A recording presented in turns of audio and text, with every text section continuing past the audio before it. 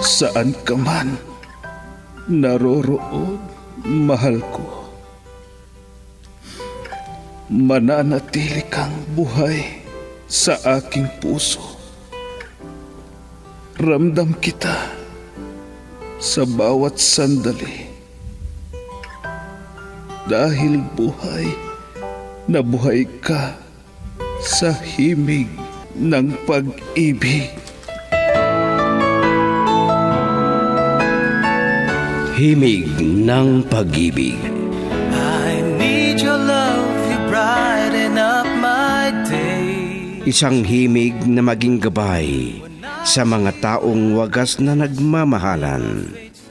Duyan ng malabahagharing pag-ibig na hihili sa puso at pakiramdam. Himig ng pag-ibig. Isang dula na kung saan iikot ang iba't ibang kwento na inyong mapapakinggan mula Lunes hanggang Sabado. Sa pluma at direksyon ni Luvimin Aquino. Dito sa Lovelet Artist and Talent Center Drama Productions, handog sa inyo ng #1 and most trusted radio network in the country, Bumbo Radio Philippines. Basta Radio. Bumbo.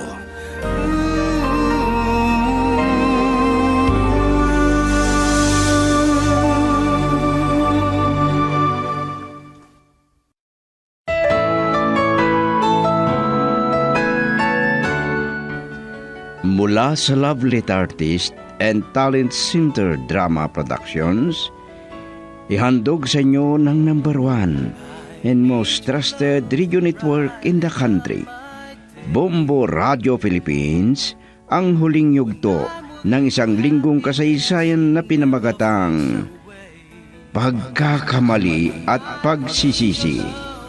Dito sa ating dula, Himig ng Pag-ibig. Memories shared together kept that love alive. I can't forget you. Huwag mo nang itago ang luha mo, Fiona.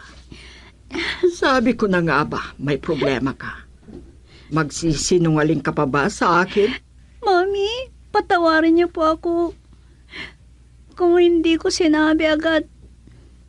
Dahil hindi ko pa napatunayan. Napakasakit sa akin. Tungkol sa ano yan? May problema ba kay Martin? Kinausap ko noon si Jennifer. Pero mabuti naman ang pakikipag-usap niya sa akin. Ano po kasi, si Daddy, natatakot ako na sabihin sa inyo ito. Baka pagbawalan niyo na ako na mamasyal kina Tita Jennifer. Sinaktan ka ba niya, ha? Hindi po. Akala ko po kasi nagbago na siya. Naaawa ako kay Tita Jennifer. May ibang babae na naman sa buhay ni Daddy. Ang walang hiya. Hindi na siya nagbago. Hindi na nahiya sa iyo. Bawalan ba ninyo ako na pupunta doon sa bahay ni na Daddy at Tita Jennifer? Alam ko na importante naman na sa iyo si Jennifer. Kawawa naman. Kaya hindi kita pagbabawalan dahil kay Jennifer. Ayaw ko nang makialam. Baka kung ano pa ang isipin ng lalaking yun. Salamat po, Mami. Kung hindi niyo ako bawalan, masasaktan talaga si Tita Jennifer at kailangan niya ang dadamay sa kanya. Sige, papasok na ako sa kwarto ko at may tatawagan lang ako. May tatawagan daw si Mami.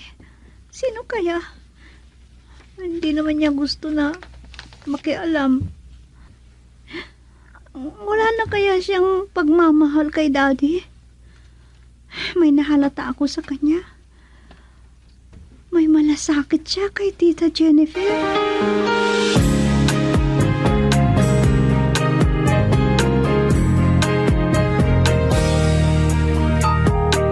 Ito na ang araw natin, ang araw na di dapat. Talagang nagalit ako sa nalaman ko kay Fiona. Ang tanda-tanda na. Di pa siya nagtino. Kung ano at napasubo ka sa kanya. Ha? Pasensya ka na kung nasaktan ko ang kalooban mo. Galit ako sa ama ng aking anak. Kung bakit naghanap pa ng iba. Ano pa ang hahanapin niya sa iyo? Ang sakit. Pero kahit papano ay nabawasan dahil sa malasakit mo sa akin na Ate Chanto. Pareho tayong babae. Walang ibang magtutulungan kundi tayo. Lalo na pareho tayong naging bahagi ng buhay ni Martin. Iyan ang napakasakit. Pero sa likod ng lahat ng ito, nandito ka, ate. Huwag mo nang isipin yan, Jennifer. Oh, ano naman ang plano mo? Ibigay ko ang laya ni Martin na magdesisyon. Pero ayaw niya akong bitawan. Ano ang ibig sabihin yan? Hanggang dulo ay sasaktan ka niya. Ang ikinakatakot ko ay si Papa. Ayaw kong malaman niya ito. Baka kung ano ang gawin niya.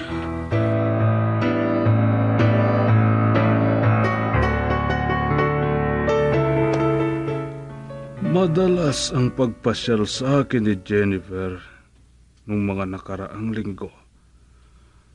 Pero mag-iisang linggo na, hindi pa siya nagpakita sa akin.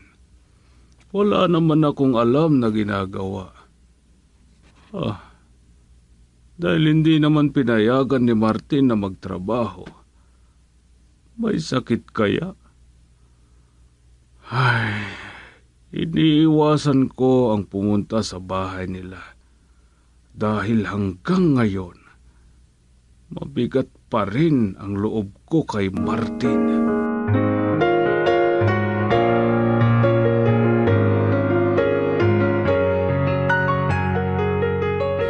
Iyan ang kinakatakutan ko, David. Paano ko ipapaliwanag kay Papa ang lahat? Baka mapasubo lang si Papa. Jennifer, huwag ka nang umiyak.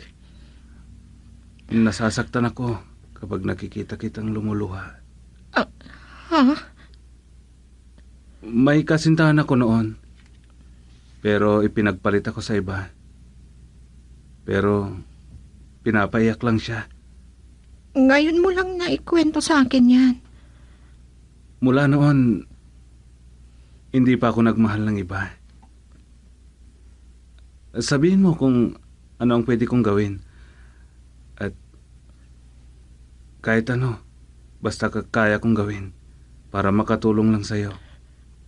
Wala kang kailangang gawin, David. Ayaw kong madamay ka pa. Sapat na mapagaan mo ang loob ko sa pagmamalasakit mo sa akin. Girl, I need you. I need your love.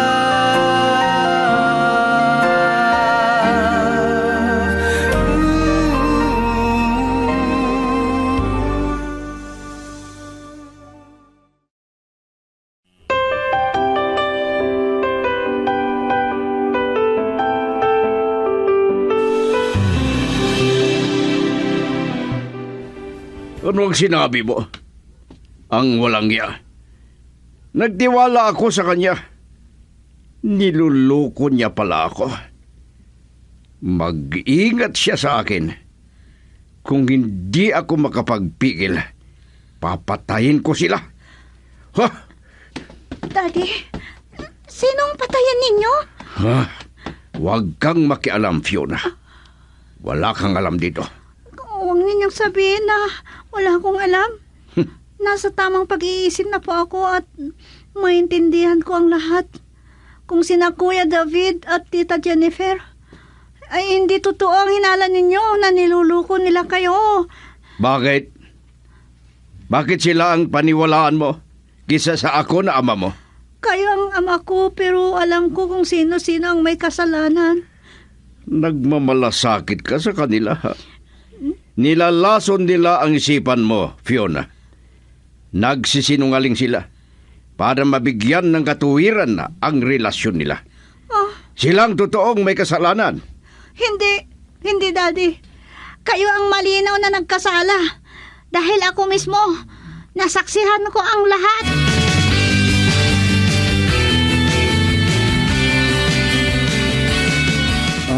Bakit dito ang pinuntahan natin, sir? Matagal na yung huli tayong nagsama na maghunting, ah. Niyaya kita dito dahil tahimik at makapag-usap tayo, David. Walang makaistorbo sa atin at walang makaalam kung ano ang masamang mangyari.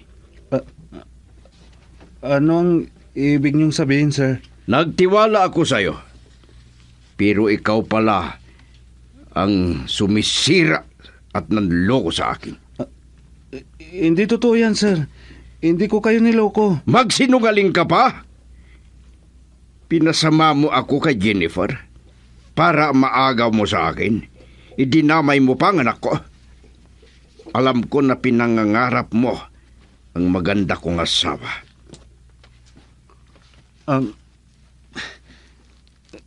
Hindi totoo ang ibinibintang niyo sa akin, sir. Hindi ko sinasamantala ang kabutihan ni Jennifer sa akin. Si Fiona mismo ang nakasaksi na may ibang babae sa buhay ninyo. Sinungaling? Daddy, talaga pala ang sama ninyo. Malinaw naman na nagkasala kayo, pero si Kuya David ang pinagbibintangan ninyo.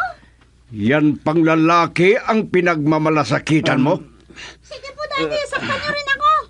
Ha? Layuan mo ang lalaking yan. Huwag mong pagmalasakitan. Halika. Sir, huwag niyong saktan si Fiona. Umalis kayo sa aking harapan. Mula ngayon, aalisin na kita na driver ko, David.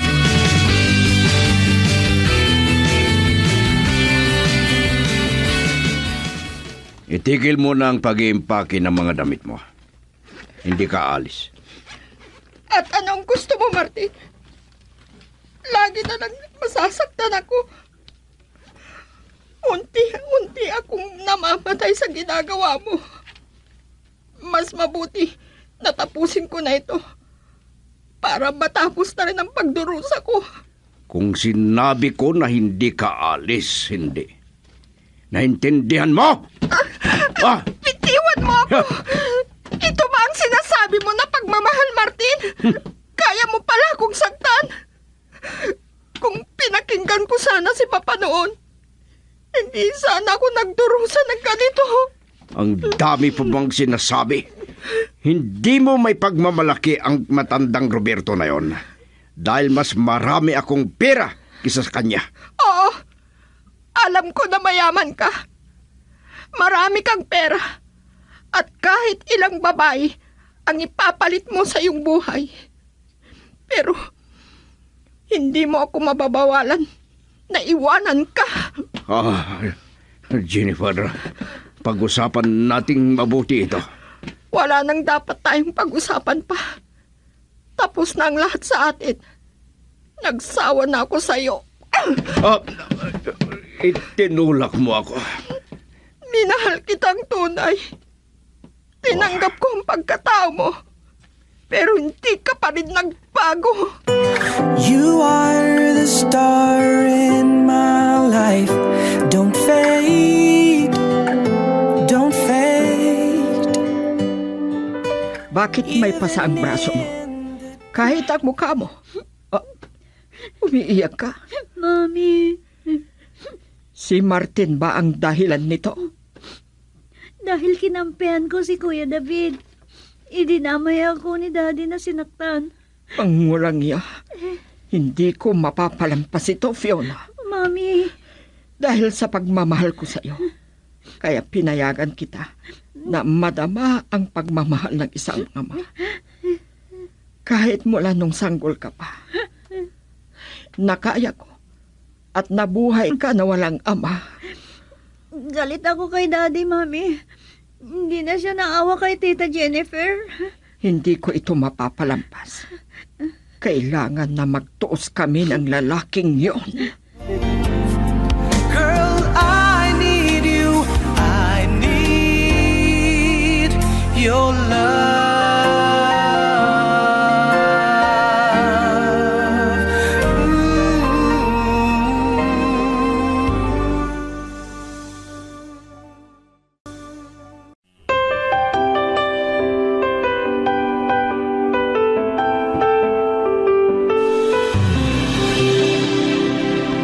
Ang walang hiya. Mapapatay ko ang lalaking yon. Pakiusap. Pabayaan na ninyo si Martin. Ayaw kong mapahamak kayo. Pero ganyan na lang ba? Sinira niya ang buhay mo, ang dangal mo, at ang magandang kinabukasan mo. Patawarin sana ninyo ako, Papa. Oh, Kung nakinig sana ako sa inyo, hindi mangyayari ito. Pero hindi ako nawawalan ng pag-asa na makilala ko pa rin ang lalaking tunay na magmamahal sa akin. subukan lang ng lalaking yon na magpakita. Baka hindi ko alam kung anong magagawa ko sa kanya. Sinabi ko na kay Martin na hindi na niya ako guguluhin, Papa. Na kahit ano pa ang sabihin niya sa akin, hindi na ako makikipagbalikan sa kanya. Dapat lang. Ang pinagpapasalamat ko, hindi kami nagkaroon ng pag-asa na magkaanak. At kaya kong mabuhay ng normal, Papa.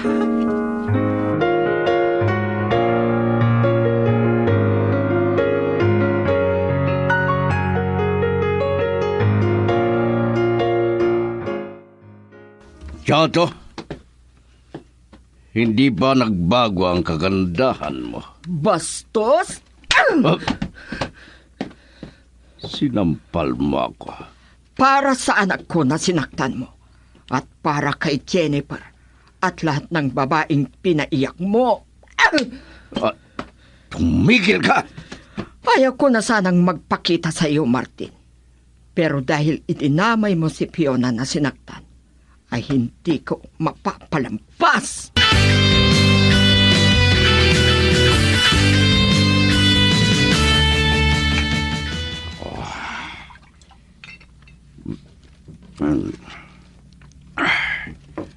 Ang walang hiya na Realin. May ibang nobyo at pera lang ang kailangan niya. Ito ba ang parusa ko? Nawala ang lahat ng mahal ko sa buhay. Ang mga 4 kong anak ay umalis din sila sa piling ko. Napakasakit ito na dinaranas ko ngayon. Si Fiona, siya ang pinakamabait sa mga anak ko. Tawagan ko. Marami akong pagkukulang sa kanya. At ipinaubaya ko kay Jennifer.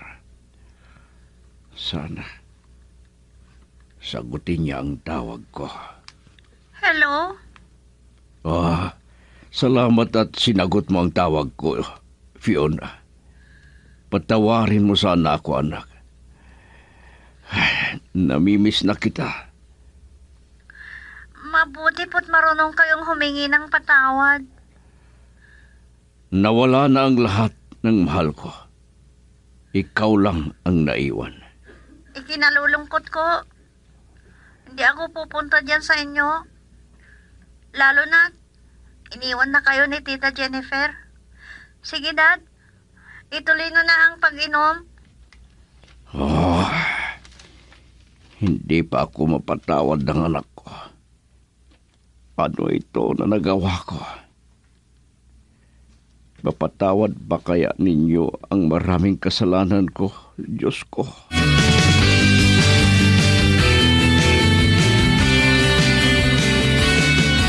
Mabuti at nadatnan mo pa ako dito sa bahay, David. Susundan ko ang papa doon sa farm. Matagal ko nang gustong pumunta dito. Pero ngayon lang ako nagkaroon ng lakas ng loob. Bakit kailangan mong gawin yan? Malapit tayo sa isa't isa. At itinuring na kitang mabuting kaibigan. Salamat sa maraming tulong mo sa akin. Kumusta ka na pala? Eto. Nakapasok na ako ng ibang trabaho. Masaya ako para sa'yo. Oo, bakit ganyan ang tingin mo sa akin? Napakaganda mo, Jennifer. Ha? Patawarin mo sana ako. Alam ko na hindi pa ito ang panahon para sabihin ko sa iyo ang nararamdaman ko. Pero gusto kong malaman mo na mahal na mahal kita, Jennifer. I love you to the moon and back, and I will keep you. You'll be safe forever, and I'll hold you. Jennifer, huwag mong ikulong ang buhay mo sa nakaraan. Bigyan mo ng laya ang puso mo para umibig muli. Ilang beses ko lang na nakausap si David, pero nalata ko na mabait. Alam ko na tapat at mapagkakatiwalaan. Hindi kaya ni Martin. Pakiusap, Papa. Hindi ko minahal si Martin dahil mayaman siya. Patawarin mo ko kung nasaktan ko ang kalooban mo. Kung pwede lang, Papa. Huwag na nating pag-usapan ang nakaraan. Alam mo, Iha, hindi ko maiwasan na ihambing si Martin kay David. Kaya, sige, ipapaubaya ko sa iyo ang desisyon.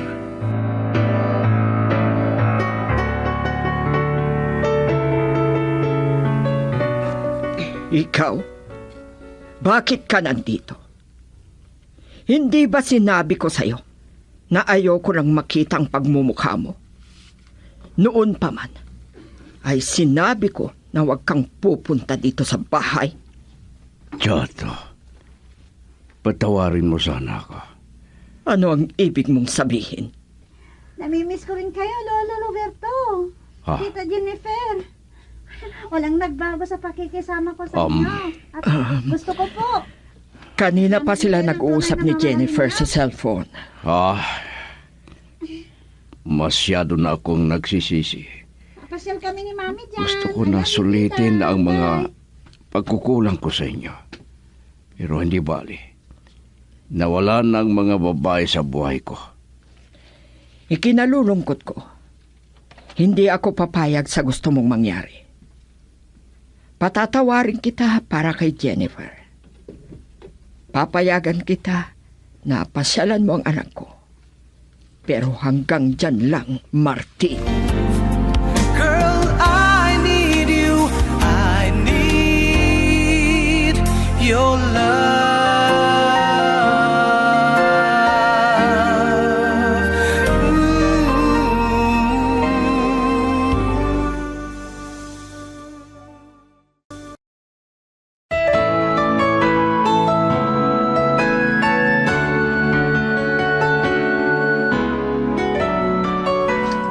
Diyan na nagwawakas ang isang linggong kwento natin dito sa dulang Himig ng Pag-ibig. Handog sa inyo ng number 1 and most trusted radio network in the country, Bumbo Radio Philippines. Basta Radio, Bumbo. My life, the memories shared together kept that love alive.